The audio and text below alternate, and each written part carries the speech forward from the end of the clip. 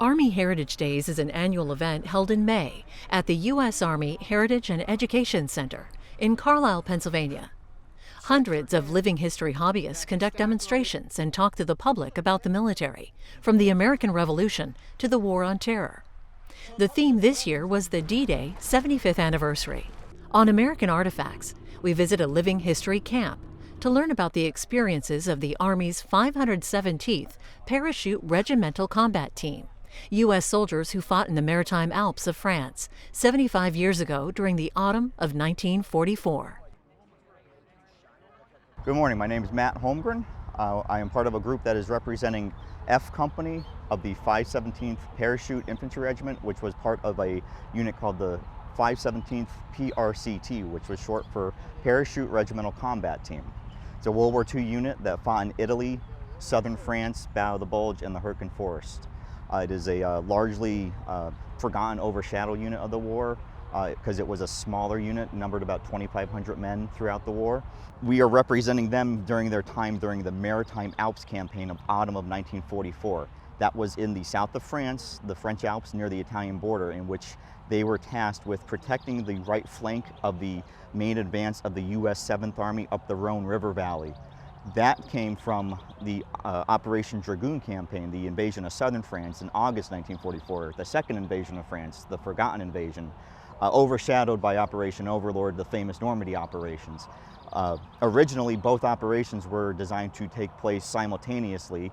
They were actually codenamed Hammer and Anvil, being that they would, the hammer and the anvil, trap the Germans in France and push them out and liberate France. But unfortunately, due to lack of landing craft and aircraft, higher command was not able to have both operations at the same time, and Normandy was deemed the more important operation, and as we know from history, what happened there. But Operation Dragoon, the southern operations, were delayed until August 1944, and that originally took place on August 15th. Troops began to scramble up the beach.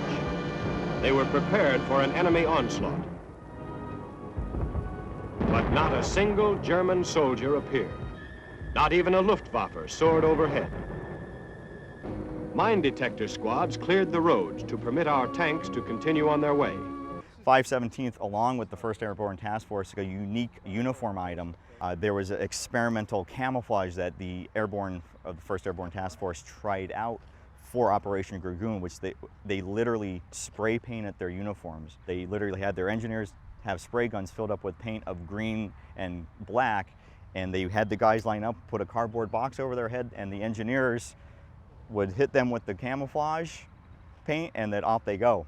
It was actually from the commander, Colonel Fredericks, that came down to camouflage their uniforms, because at the time, actually here we have an example of the 517th helmet. This was a overspray. You have the green and the black, and then they would put the helmet net on and spray for a silhouette. Veteran accounts, now you're on the Mediterranean in August of 1944. It was a very hot, humid area at that time, so it's a cotton uniform with paint that actually made it even thicker and heavier and smell bad, so the soldiers did not like that very much because it made them even more uncomfortable. And the more serious issue they had is, at the time with the paint, fresh paint, the soldiers that got wounded, they found that the paint would bleed in their bloodstreams, and they were getting blood infections due to that paint.